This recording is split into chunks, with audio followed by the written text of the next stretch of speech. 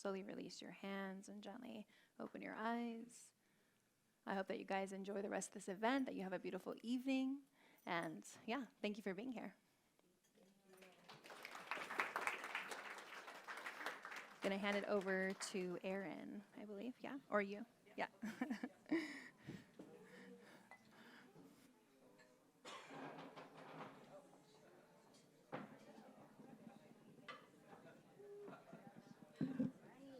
Ow. Hi. Hi. Okay. Hey, y'all. I'm Jen. Thank you. I'm like, hello. I know we were just quiet, but it's not about to be like that. We're about to have some fun. I'm Jen, and I'm proud burner and camper at Vertical Camp. Excuse Vertical and Camp. There's some verticals in here. Okay. And tonight we are going to have a discussion about the bridge to radical inclusion. So before we get into it, how many people have kicked up playa dust like our friend Anisette over there? Okay, all right. So we got some burners in the house, and we have some folks who aren't. Radical inclusion is important. It's the #1 principle at Burning Man. It is the thing that the community strives to achieve in every aspect of the broader community.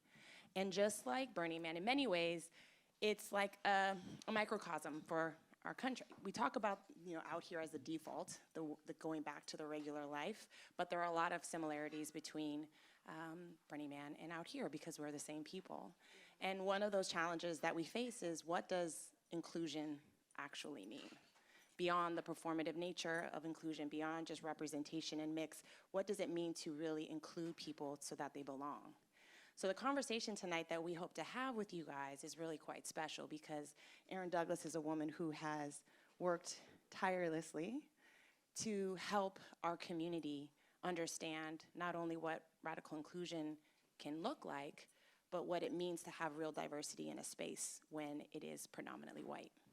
And so with that, I want to say hey to Erin. Hi. Hi, everyone. Thanks for coming. Thank you. Okay, so Okay. we're just gonna chat it up. I have questions. I'm old, apparently I look like my friend's mother. So I have them written down, so I will be referencing them. But it still stings. It still stings. So everyone here is here because of the work that you've done with Black Burner Project and Black Ache, which we'll talk about. But that's not your origin story. You existed before those things. So who is Erin Douglas? Oh, wow. Okay. Oh, Erin Douglas, Maryland, Baltimore native. A lot of people don't know, but I have a finance background. And was always a creative and didn't know I was a creative. I always had a camera in my hand growing up. I was the friend that went to Walmart, got the doubles, passed out, the doubles to my friend. But I didn't know that photography was something for me. Got into traveling, early on. Went to school in New York, lived there for 15 years. And had a windy road as a creative. I was in finance for several years and got thrown out during the recession and was trying to find my way in New York City and picked my camera back up and just, walked around Harlem and the city and learned, it was self-taught myself photography. And it's been a challenging journey, but a beautiful one now that I'm here. I didn't know it at the time. And I'm just excited at where I am now as a woman, as a Black woman, as an artist, what I've done with Black Burner Project, but just the transition I'm in my career and in life. And how would you describe your photography? Oh, I say portrait, environmental, and photojournalistic, and I like to capture the essence of the moments around me. A lot of street photography, and I like to capture the energy. I don't like to pose usually, or if I do, it's something that I just saw them do. I just try to capture what I see, and really I think about what I want someone else to see. I want them to experience what I experience. So I usually don't tell people I'm photographing them usually.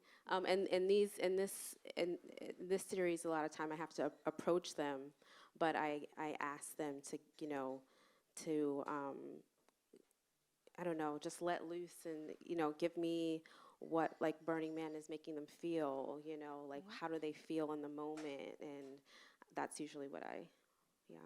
So how did you get to Burning Man? How did you get to Burning Man? Sorry, was that better? So I was living in New York City, still figuring things out. I was feeling a little lost. I was insecure and, unsure about where I was going. And I have an amazing friend, and I always say her name because they're the reason why I'm here. Robin Arzon and Drew Butler.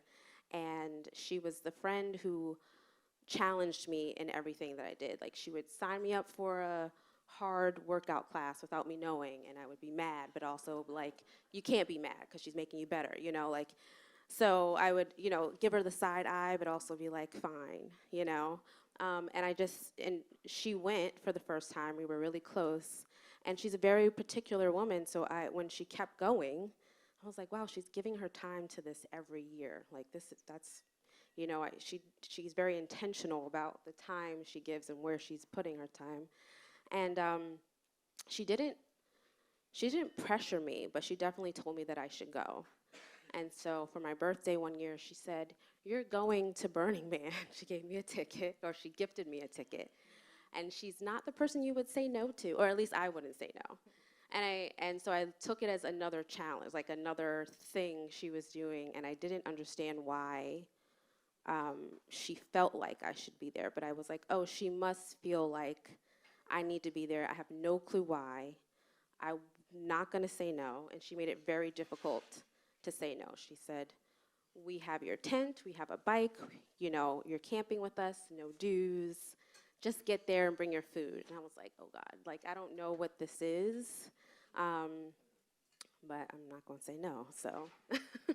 And that's why I went, but I was scared. I was not sure. Not prepared. I didn't know. I was. So what was the first burn like? It was hard. It Right. was. I left there and I was like, I don't know what the hell that was. I wasn't sure if I was like, I might hate it. I don't know. I don't know if I liked it. I couldn't articulate how I felt about like what I experienced. I was in my head a lot. All the challenges, like it was just, but it was also eye-opening, and I couldn't articulate it. And it was like, maybe because maybe it's for me. I don't know. And it was very overwhelming. I think that's the word. It was like overwhelming and beautiful. I did not know what to expect. And so that's all I say. I'm like, it was just all the things, Right. Everything. But like unclear still, right? Unclear. But you tell a story about that first year that is always so potent to me. Like when you first got on Playa and like the challenge you faced. Oh, the dust. The dust. Everybody knows about the dust that's been to Burning Man, but this is a unique like spin on the dust for some folks, right? Yes. So I knew it was dusty. I don't think you know what the dust is like until you get there. It's like, it's not sand. It's it's very fine. You can't feel it, but it's there. It's once you step on it, it's with you forever. And so I had a really hard time because it's alkaline, so it dries you out, and it's dust. It looks like ash on a black woman's skin, and it was a really difficult thing to get past, because when you're a black person, you don't come out the house ashy, and if you do, then that's your bad, and you're Shame for it. You're shamed, and you're trying to catch. You want to catch it before someone else does. You want to like let me tell someone that I'm ashy before someone else tells me. But it's a real thing. But I also, as a day or two went by, and I'm trying to wipe down and put lotion on, recognize that it was a me thing. It was like an ingrained like thing that the white person I was talking to was not thinking about, or anybody. Well, yes, Black folks were. black folks were, Yeah. but I realized that it was like this deep-seated thing, and it was something that I had to recognize in myself, and I had to get over in myself, that it was me making this up and me making it a big deal, and I had to let go. Like, I had to let go of the idea of, like, trying to hide my hands. Like, I talk with my hands, and I was like, I wasn't talking with my hands, and so it was hard to, like, I didn't become one with the dust right away, but it was the thoughts, me recognizing that, which was huge. And so I had a friend who came later in the week, and I saw her do the same thing. And she's way more anal retentive, and she's like, getting off the bike and wiping down, and then moving and wiping down. And I just like, I was there 2 days ago, you have to just let it go. But also because when you let it go and you recognize, like, this is just part of the experience and part of the evolution of, like, what you're going to learn about yourself and what you go through, it opens up space for you to be present. So when you're not focused on that, you're present, and other things are happening for you. And so I think I had to go through that for her, so that I can bring her out of that and allow her to, like, see that and let go. But it was an eye-opening experience. That little thing, which was not little, but huge. Because I wouldn't have had that moment in the default world. No. No.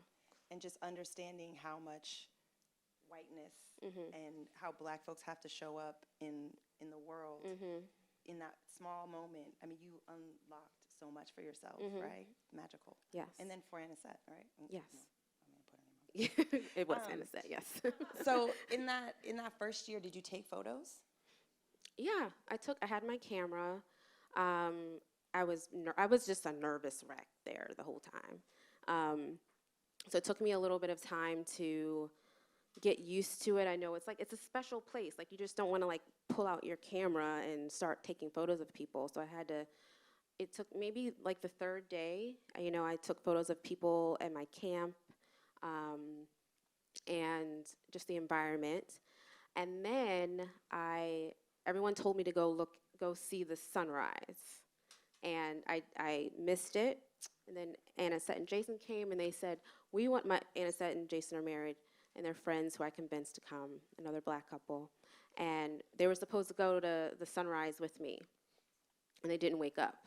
And I convinced myself to go. So I went, I ran, and I sat down, and I realized I forgot my camera. And then I take out my phone, and my phone dies. And The Playa is providing. Yes, it is. Exactly.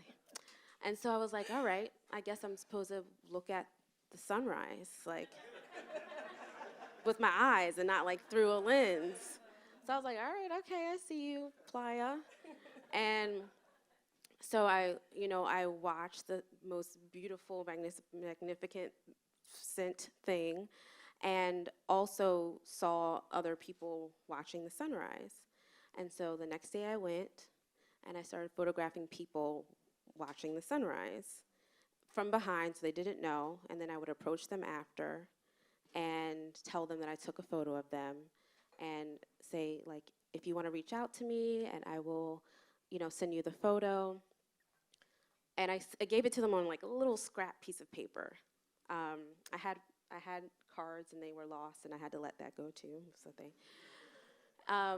and I was like, they're probably gonna lose it. And 100% of the people wrote me, like, weeks later.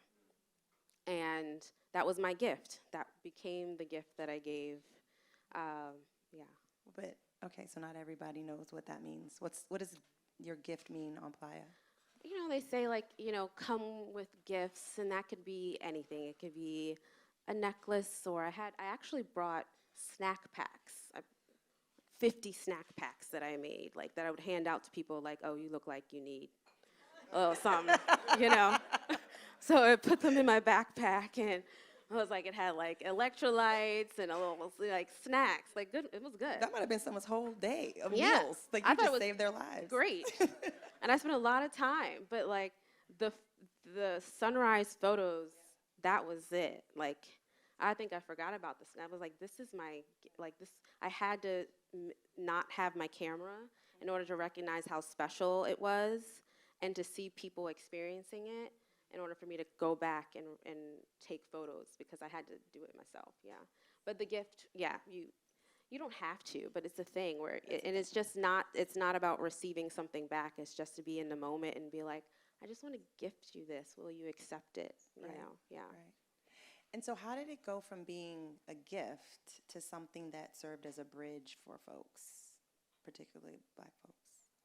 Oh, it wasn't, it was very, meaning the idea for Black. The photo, just like photos and taking photos of Black folks. Like, how did that? Oh, it just happened out of nowhere. It didn't, I never even saw it as, I guess that helps me become comfortable just taking photos at Burning Man. But it became what I posted on my social media. You know, I posted just photos of the environment and the sunrise, which then led to people reaching out to me. And knowing that I was a Black woman and saying, oh, I didn't know Black people were out there. And I was someone who they could actually talk to and say, like, I've known about it, you know, but I didn't think I was welcomed. I didn't think I was allowed. And so that's kind of how that transitioned into. Yeah, I had a experience actually with someone here in the audience last year at Burning Man. We were riding with another friend of ours, so we're Black and the third person wasn't, and we were talking about safety. And I know that's something we talk about a lot, like people coming to you asking you, like, is it safe for me as a Black person at Burning Man? And safety at Burning Man generally, obviously, is important, right? Like the climates, the conditions, the lack of food. I mean, pretty much everybody's thinking about safety unless they're just not thinking, which is also true. But what did you find safety to mean in the conversations that you were having with folks? Oh, yeah. So you're right. It's like regular safety, you know. But then when the people who were reaching out to me who had decided not to go because they didn't see themselves or whatever it might be, were thinking, like, am I going to be safe around white people in the desert? Period. Because that's what, I mean, we're not in the desert, but that we're mainly around white people in regular life. And it's like, am I going to be safe? We're in the desert. I can't get out. There's fire, because then there's this misconception of like what happens with the fire. You know, you're like, oh, there's people like dancing around a fire and they're like doing spells. You know, it's like all this stuff. That might happen. No, I mean, but yeah, I'm like, maybe that is happening. I don't know. Right. And, you know, there's no police, but then there are police, so then I'm still scared. And then, like, you know, so it's like all these things that's just not deemed, like, it's not something that's encouraging to go as a Black person, you know.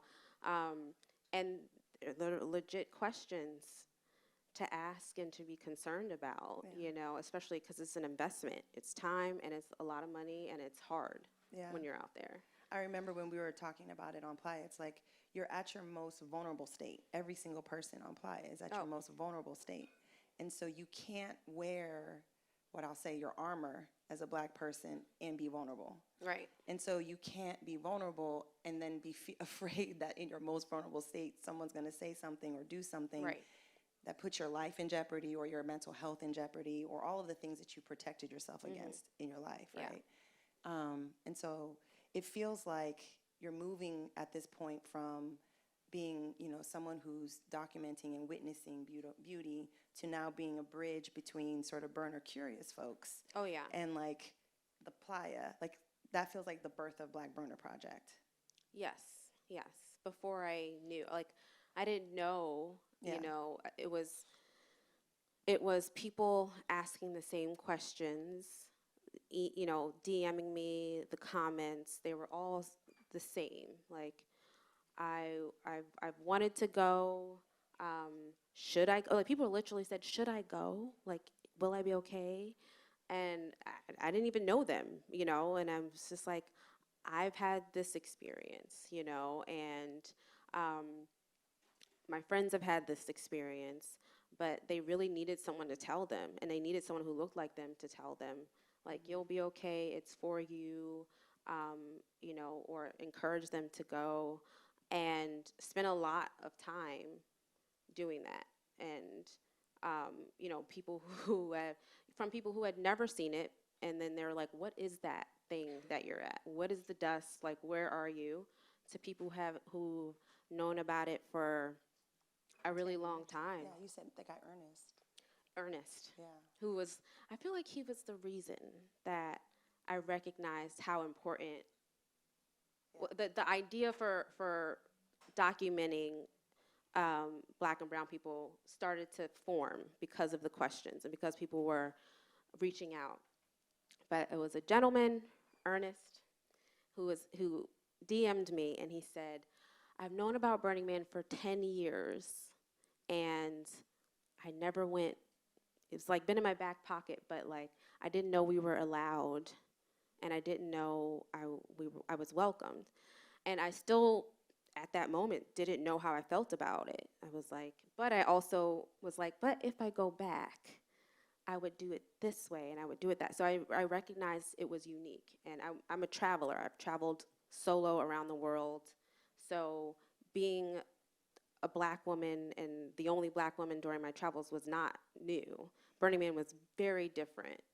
But when he said he'd known about it for 10 years, I was like, that's insane. Like, that's so, like, I just learned about this a few years ago.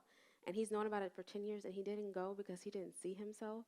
Like, I was sad. Like, I was literally, it made me sad because I was like, well, I don't know how I feel, but I also know it's unique and I also know what travel has done for me. I know what exploring the world and stepping into like spaces and new environments have done for me. And I'm like, well, who would this guy be if he had gone 10 years ago? You know, like, what opportunities, where would his mind have shifted, who would he know, like any of that was important. And I was like, and he did it, and I'm sure he's an amazing person that as he was, but also like it was just unfortunate that he had this desire and that was the reason why he didn't go. And that's the case in there's so many cases for us. And so I was like, oh, maybe I should go out there and start documenting people and sharing their stories. And so that there's a new level of understanding of what the experience is like for us and everyone, and people can see themselves. Yeah. And so you started to formally pursue to be named Black Burner Project. Yes. Wasn't Black Burner Project yet, but started to pursue it formally with the organization. So can you talk just briefly, like, what was that process like and how did you? Yeah, so I was scared. I was like, I have this idea, and you know, it was just ruminating in the gut and in the heart, and it wouldn't leave me alone. Like, I would wake up, and the idea was still there. And so I was like, okay, this is really different than what I'm used to, because if I do this, I'm gonna have to put myself out there. That's not what I'm used to. And I know I wanted to be bigger than my social media. That's all I knew. In order to do that, you have to get permission from the organization. So like a very long, intense proposal. I didn't even know how I was gonna do it. So I just said why, and you know, I needed a ticket. So I was like, all right, if I start to put these things in place and they, you know, they work out, then I'll do it. And I also started to tell friends, just because I needed to speak it. And so those were the steps: an artist ticket, my proposal, you know, telling some friends that I was going to do this, and listening to myself. And then I got, you know, or the org said yes to the idea. I got a ticket, and then I was like, oh, I guess I'm going back to do this. That was the main reason I went back my second year. Yeah. So you just ran right out and started snapping photos? No. No. So No. what was the second year like? You know, it was more comfortable. My first year, I went everywhere my friends went. I left when my friends left. Like, you know, I didn't go off on my own. And this second year was intentional to document people of color, but then also to go out on my own and to not leave if I didn't want to leave, and like to do things. And so that's what it was that second year. And so I took a few days, and then I was like, I don't know what I'm doing. How am I going to do this? And then I was like, so my first photo was the Afro pic by Hank Willis Thomas was out there. And Wait, sorry, your first photo? one of my first photos. Like of a person? Of a or- person, okay. like Anybody, okay. yeah, anybody. Okay. So I was like, I'm gonna go out there early to do to take a picture of the Afro pic, and couldn't find it. There was a dust storm. It was a weird situation. There was a dust storm, couldn't find it. I picked up a piece of moop, and a woman was very excited, so she like treated me to a pickle, and she made me get off my bike. And I was like, okay, I'm looking for this Afro pic. They were like, we don't know where that is. And I was like, okay. And then I was like, well, I gotta go find this Afro pic. And it was still a dust storm. And then I mounting my bike, and the dust storm completely just like ends, and the Afro pic is right in front of me. And I was like, oh my gosh, the playa. Playa provides, y'all. yeah. Come on, two snaps So then for I the was like, playa. wow, it's like right there. And then, so that was one of the first ones. And then my campus street life, and we were on about like 8:30 in the D or so area. And I think I was walking around, and there was a camp called Starbucks, yeah. And I walk around, and they do pancakes, and they do coffee, but you have to pick the type of spanking you're gonna get. I don't drink coffee, so I was fine. But I wanted to. I was like, let me watch, and I'll eat my pancakes. And Zulu, who's over here in the back, who there's a later story. Later story. Yeah, there's a story. TBD. Yeah. I was like, oh my gosh, there's a black guy, and there was 2 other black guys, and I was like, I don't have to go anywhere. There's like 3 people from my Right in front of photos you. right Right, there, right. and then a few other people, and I was just like, oh wow, I didn't have to do anything. Like I had to, but like. Right. I didn't have to go ride around, and I had a few subjects, and he was like one of the first few people that I took portraits of. Remember that name, Zulu. Yes, yeah. Okay. So you did the second year. You went back in 2019. Well, no, yes, Oh. the second year, and the group photo. Huh? Yeah. Oh, yeah, second- yeah. Yeah. Right, sorry. You remember? Okay. Yes. Yeah. So I took the photo of, Zulu and his friends, and I was at my camp's happy hour. And I think like I was just like when you're at Burning Man, you just get really creative. There's like all this creativity everywhere, and you're not going there. It's just like the people, for a fact that the people who you're around created everything. Like everyone put thought to every little thing there. And so I'm like just expanding in all these ways. And so I was like, oh, I think I want to do a people of color group photo. In my head, I said that in my head. But then I was like, that is impossible at Burning Man. Like, I'm here on Playa already. Right. There's no texting. If you tell someone 2 seconds down the road, they're gonna forget. Like, there's no way. And I'm at my my happy hour, and I tell a stranger, I don't know them for anything, and he's like, oh, just do it. And I was like, I don't know. He's like, no, just pick a date, time, location, tell people I'm gonna be there, I'll tell people. And I was like, but then we can tell people, but are they gonna show up, And he's just like, just do it. And I was like, all right, this is the date, time, location. I came up with it then, Friday, 6 p.m. at the Man, or at the Temple. Which one was it? Temple. Moses. Oh, He yeah, snuck in. He's over there like story time. It's Temple. really cute. I've been watching them the whole time. It's so cute. What's the man? Yeah. So I was like, all right. And so I started to tell people, and I was like, I've got some friends here, so at least 5 people were gonna show up. And I convinced myself that nobody was gonna show up. I was nervous. I was so scared because it was Friday, and I started telling people on like Tuesday, And I went there and actually stopped 2 people to take photographs and convinced them not to come because nobody was gonna be there. like yards away. And I was like, I don't, because they were going somewhere. I'm like, y'all probably going somewhere, it's probably no one, I'm going to take a photo. And then I go literally pedal like just not even that much. And I'm like, oh my gosh, there's a few people here. And then more people. And there was 35 people who showed up that night, which was, I couldn't even believe it. I cried, Right. And like 6 people showed up late. They missed it, but It's that's still part of the They number. learn. Yes. They learn. Yeah. CPT doesn't work. Right. Doesn't. I was like, no, this is on time. Not even on Playa.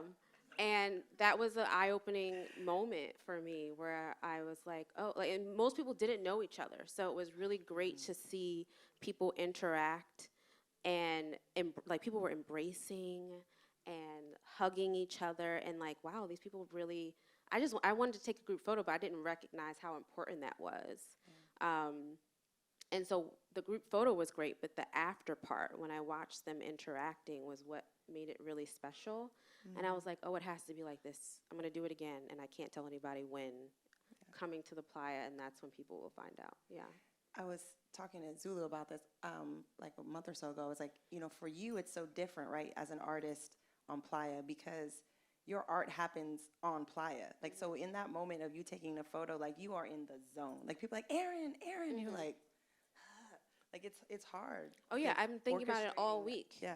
It's like, year 2, I was sitting at an art piece using the dry dust to like make a formation of like what I thought I was gonna do for a group photo. Because when it's word of mouth, you don't know how many people are gonna show up. So I'm like, oh, there'll be more than the first year. So I'm like stressed and like, oh, I want it to be like Beyonce's video.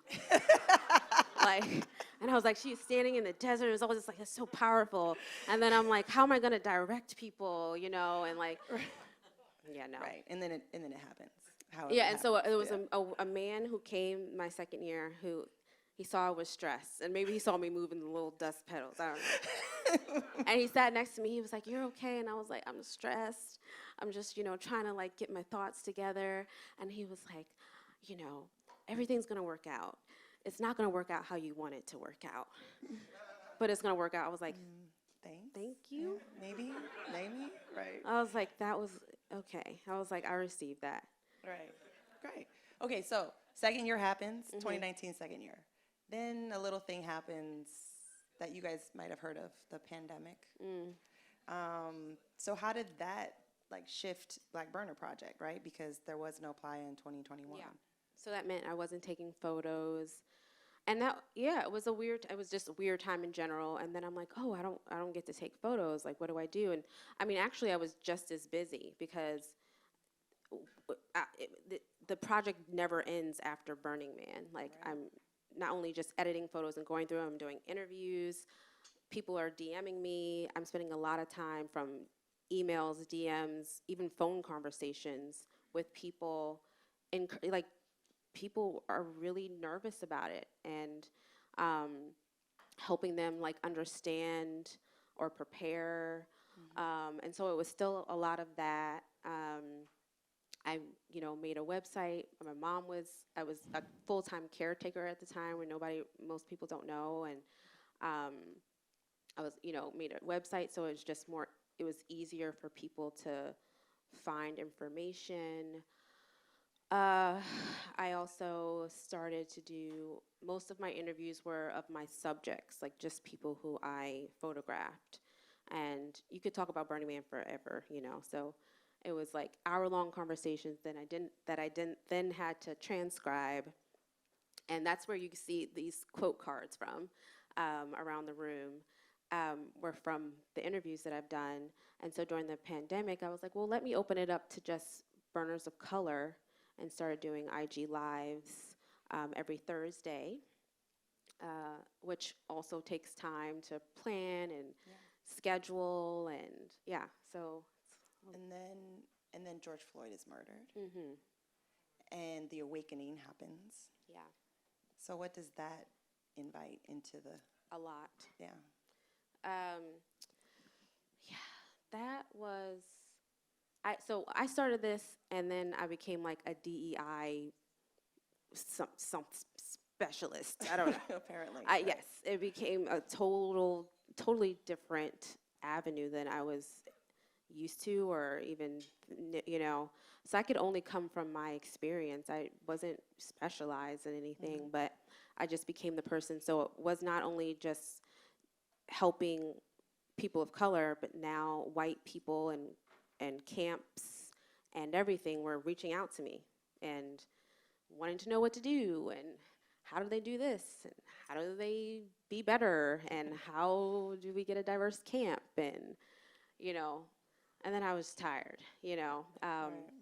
But then there was this, it was a sensitive time, and there were a lot of comments and things happening on the Burning Man website that were very insensitive, and it was kind of, I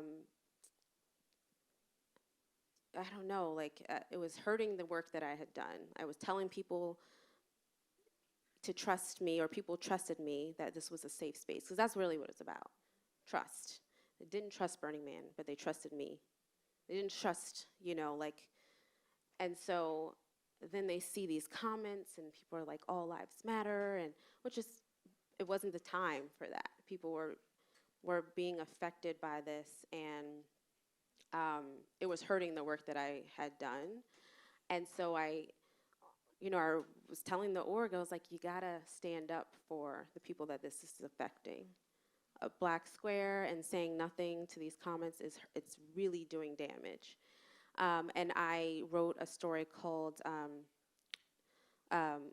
Dear White Burners, and also did a IG live called Dear White Burners, and I think it was an impactful moment.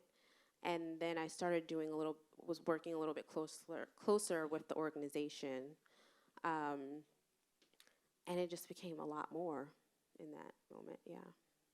And so now you're like the matriarch of this community that you like birthed in dust, right?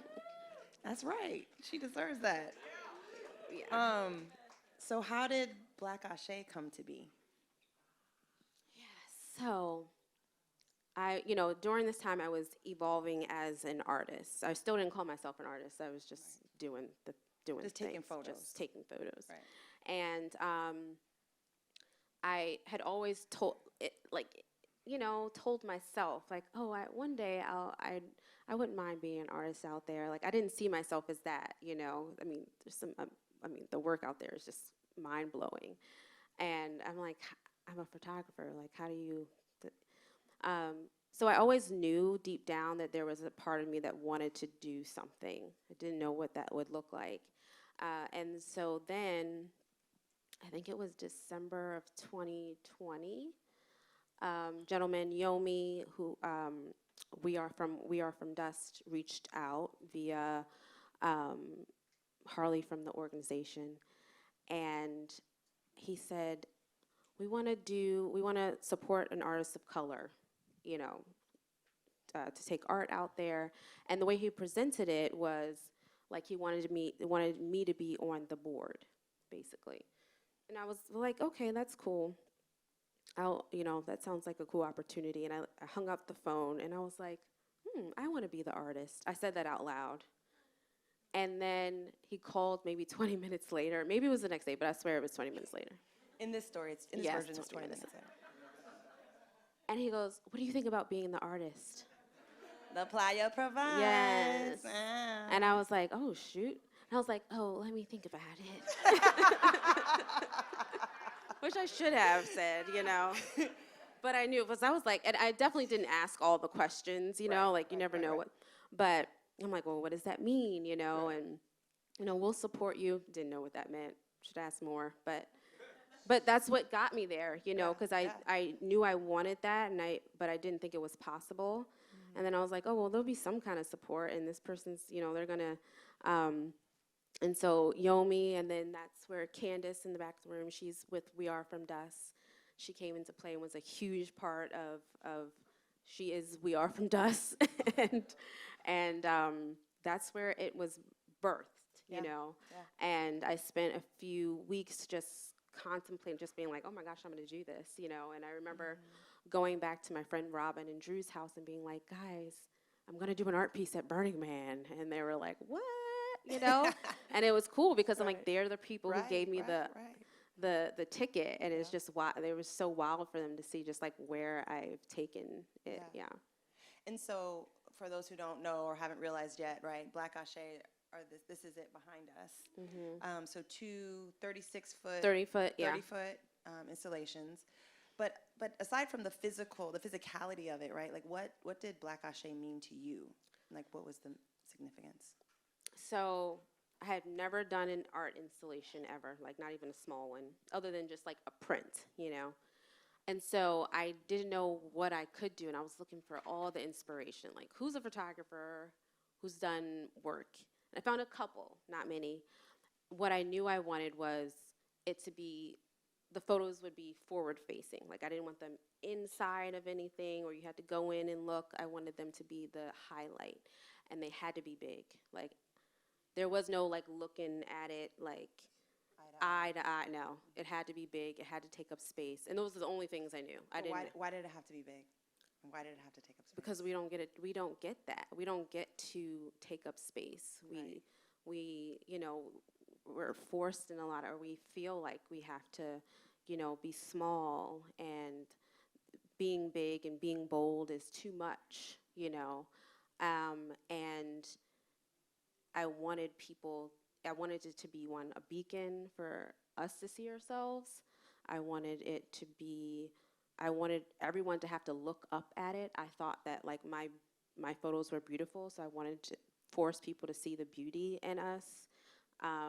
I wanted to look up. I wanted it to be uncomfortable or beautiful, whatever way it was going to be. You wanted people in their feels. In whichever way that was. Yeah. And I wanted Black people to see themselves, like not to have to find. I wanted them to see it from far and to be like, oh, like if I didn't see anybody else, I saw that, and for the message to be like, take up space wherever you are and like however you are. That was the most important to me. And I remember being on calls and being like, well, what if we did like 10, 6 foot, nope. Right. And it was hard because I was like, that was the first time I'd done anything. I hadn't led a team. I was nervous about everything, but I had to tell myself, like, if there was anything that was going to be, that was it. And we have to figure out how to make it happen. Can we give a shout out to your team? Oh my gosh, my team is here. Yes, Moses, Viva, Kyle, Zulu, Ya, Cassie, Ulan, anyone else? Candace. Like, I had the most amazing team. It's wild how amazing they were. Yeah. Okay, so I have to ask too, right? Like, how many people in the photo? I was like 600 or so, 500. So it went from 35 the first year, about 250 the second year, and then 20, And it's amazing, but let's also keep in mind how much work still needs to be done, right? Burning Man Black Rock City has 80,000 people in it. So, if you just keep that in mind too. Yeah. Okay, so you talked a little bit about it, like, some people might have been uncomfortable, some people, felt like it was home, but like, how was it received? Like, what was the reaction that you got from folks around the pieces? The majority of it understood, thought it was beautiful. I got the most amazing support. And I know that, this is 6 years plus of work prior, or 5 years plus work prior to Black Ache. So I built a community and I built trust. People were aware of the project and wanted to support, and they saw the importance of it. And I think if I hadn't had Black Burner Project prior to that, it would have been a different experience trying to bring that and all the things that go with bringing an art piece. So I think in the majority of it was great in terms of how it was received. But I was also prepared for it to not be received well, and for people to challenge it, not understand it, and question it, and not see it as pretty. And there's things that like, why does it have to be black people? Why does it have to be big? It's just like minimizing it, and I also I was okay with it too. It's like it's not meant for me to go down a rabbit hole of trying to convince you why and all of that. So there was that too, both on Playa and on That's great. online and Both, stuff. yeah. But Yeah. Okay. And so how do you hold that? Because you are trying to show that it's safe, but there is this dichotomy, this sort of opposing element that you have to hold equally true. Like, how do you reconcile that? And like, what do you tell folks when they're like, but this is what you get on Playa and in the real world, it's not always rosy and great. Like, no, it's not. I think I realized that, I don't know, if it's my responsibility was to be honest. Like, for the majority, like, you can go to my IG lives, and I've done probably 100 interviews, and most people have a very beautiful experience, but it's not that way for everyone. And at the end of the day, even though it's an otherworldly experience and it feels like you're on a different planet, we're not. And it's everyday people. And although I think magic happens there because everyone is on the same love, like, energy, vibration, there's always going to be the bad apples. And so I have to recognize, like, we are still in the U.S. We're still here around the same people. So it's not guaranteed that you're not going to experience some microaggressions or some racial situation. I feel like a majority of us don't, or a lot of us haven't, or if we do, it is also a space where people are more open, I think, to have conversations in regular life, and for there to be a discussion or for there to be a learning moment. But I do know people who've had unfortunate experiences that have been difficult for them to,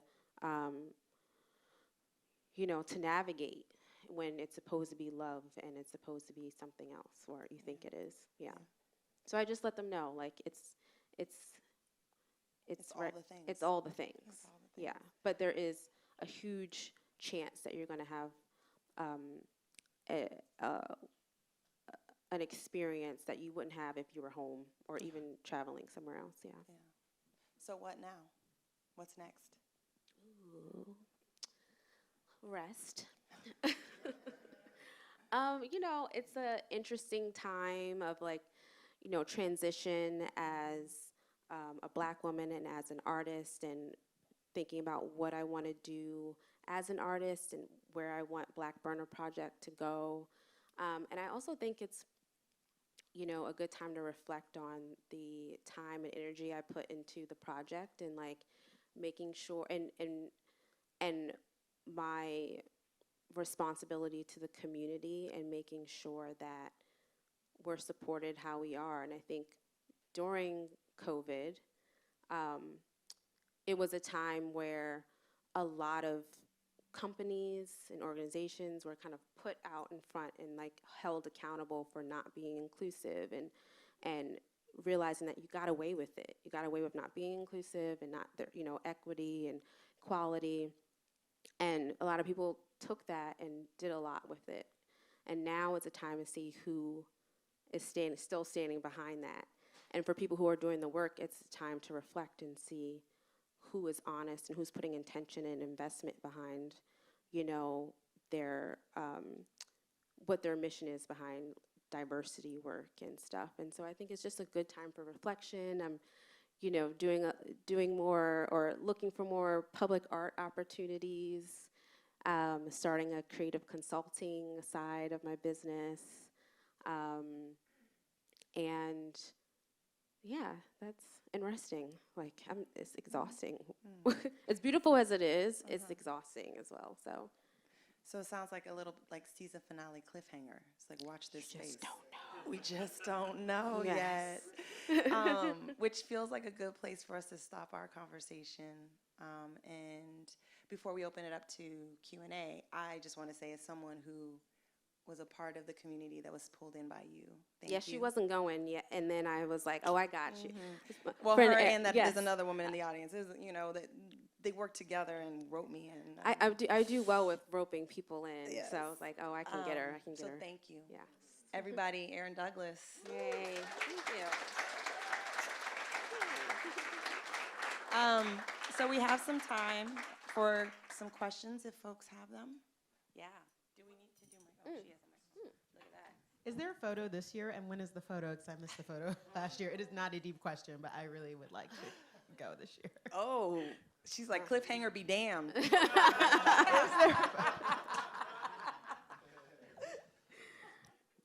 As of now, there is no photo this year, but plan to have a big one next year. Yes. Things could change, but yes. Trying, everybody try. I Any other questions? We answered all the questions. Well, it would be great to see some of your photographs. Oh, at some more? point in time. They're all around the room. There are around the room, and then. Yeah. Nice job. Good job. It's like you know. You know. He knows. But I think you have more than this. Oh yes, for sure. We could put on the screen there, Oh. you could probably go through them and really help us and get in the middle. We'll feel like we're there. Oh yes. But that's another time. Okay. Always welcome back. There you go. Oh, I think there's one in the back first. Yep. Hi, Erin. Hi. First of all, so much love and respect for your work. My name is Stephen Raspa. I have been involved with Burning Man since 1996. I am an arts advocate and associate director of community events and also a founding member of the regional network.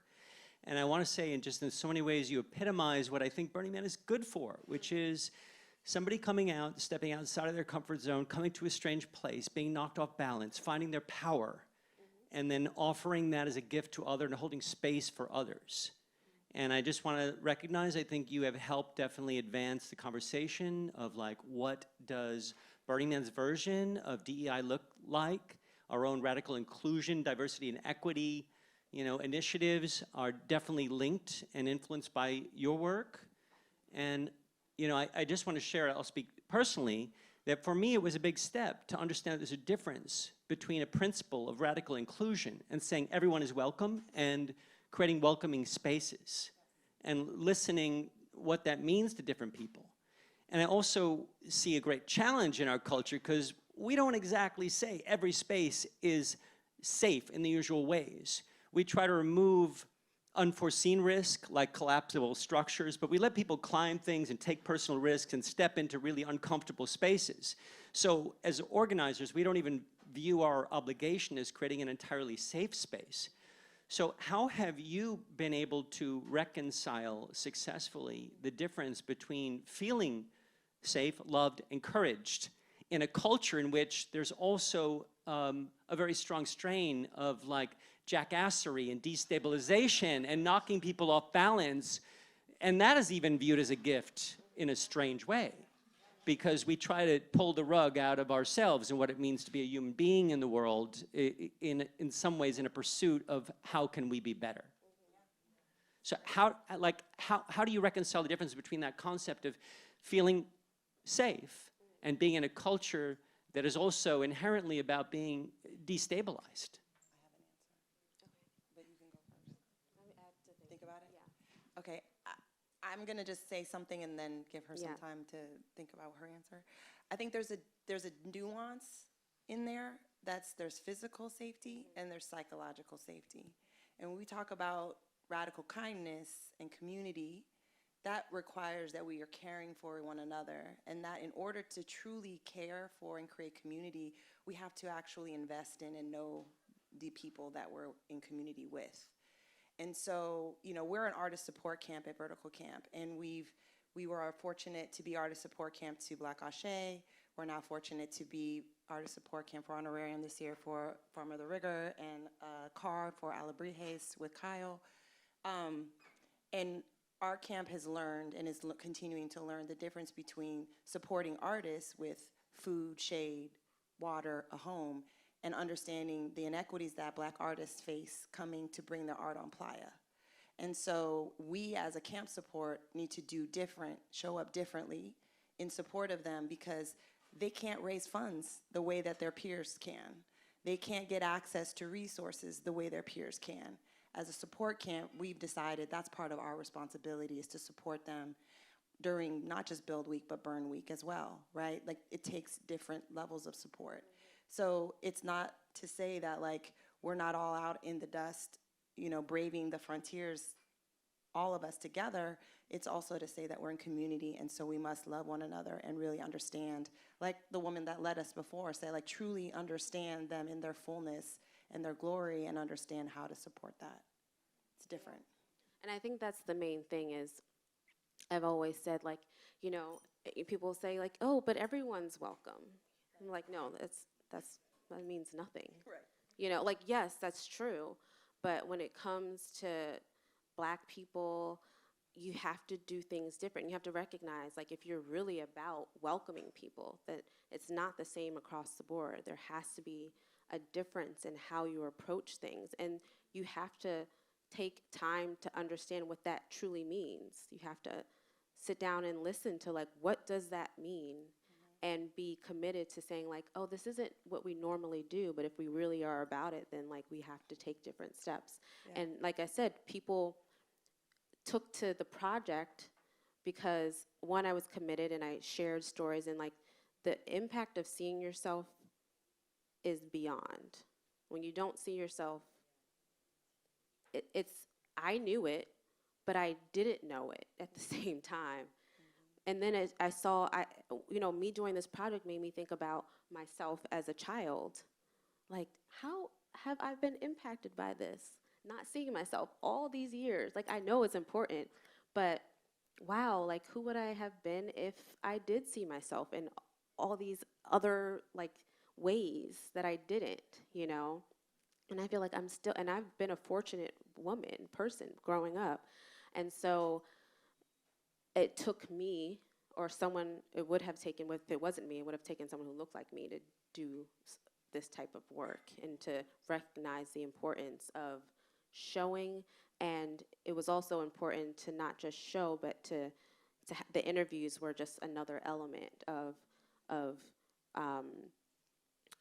providing a way for people to truly trust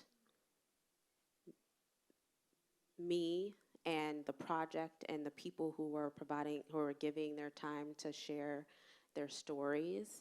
And so I think it takes another level of doing and understanding and action, yeah.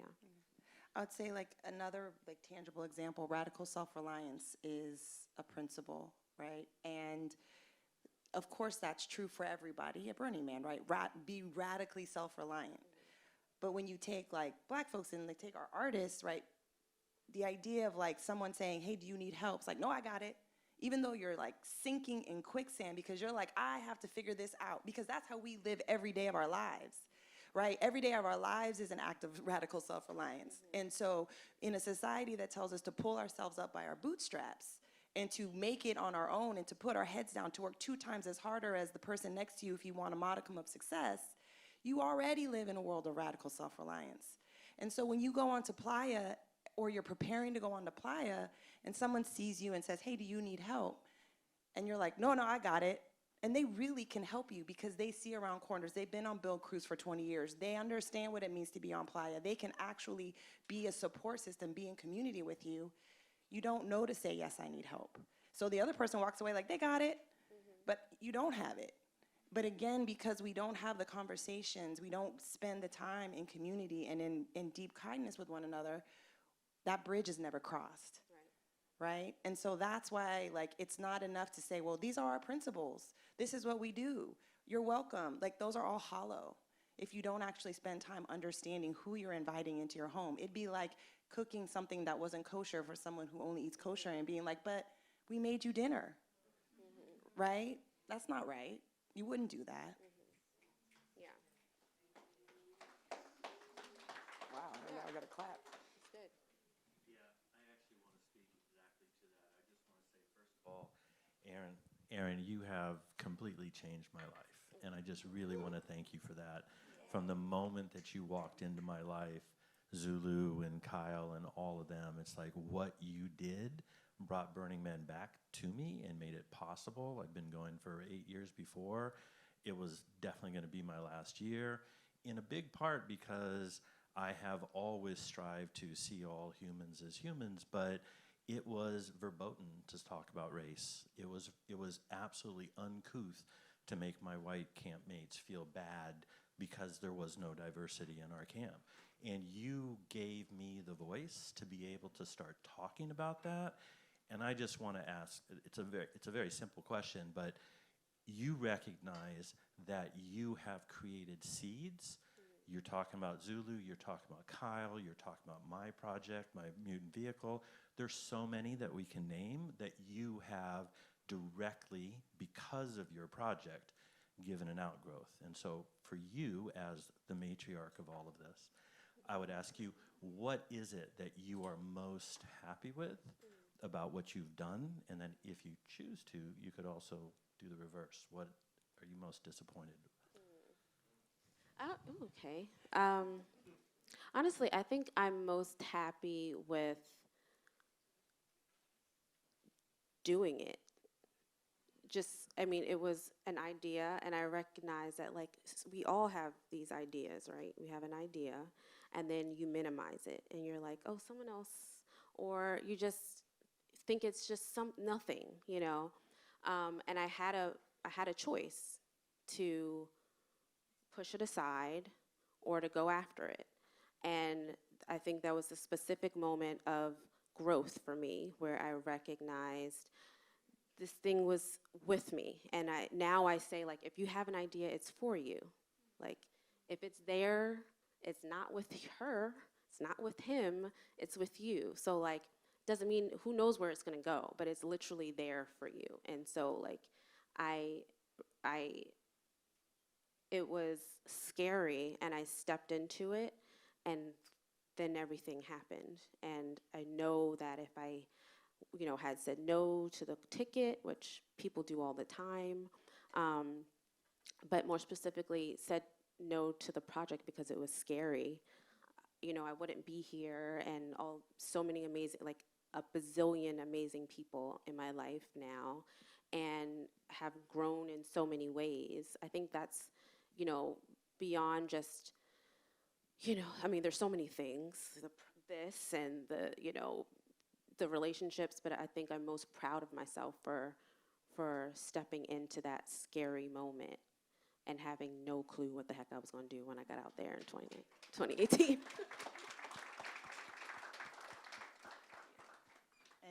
Any regrets or anything you would change? Not really. I was just figuring it out. Maybe asking for help. Because I mean, most not people sleeping in your truck for a week. Yeah, I mean, I take care of people. I just take on a lot.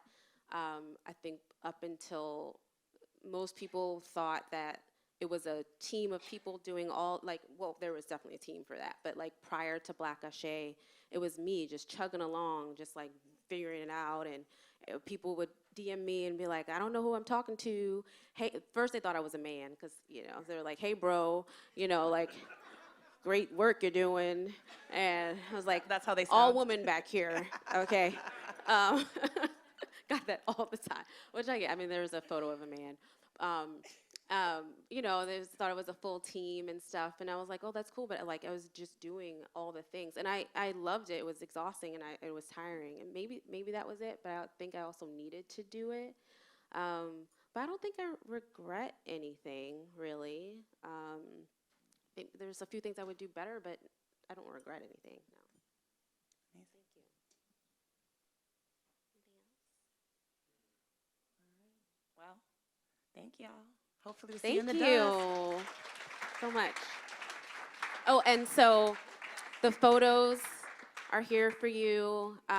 There's quotes around the room from the interviews I've done. I have some prints for sale. Anything can be for sale, but I have some prints for sale on the table back there, and some other things. And there's also some artist Zulu who's taking an art piece out there, and Kyle Mims who's taking an art car. Where's Kyle? Kyle's back here. Oh. So please ask them, because let me tell you, taking art to Burning Man is hard. Sorry? Oh, the Midway. Midway, if you can't make it, you can donate, but please share. Midway will be doing a panel with Zulu, Kyle, and Paul Henderson, and me, yes, and me. And so it'll be a panel. We'll have a meet and greet, and VIP meet and greet with food and drinks, and then a panel, and then a party, and supporting artists, but specifically supporting artists of color out there is, is so needed. So if you can, please support both of these gentlemen, and come out to the Midway tomorrow at 6 p.m. and you can purchase tickets. There's a QR code back there, or you can buy tickets at the door tomorrow. Yeah. Thank you.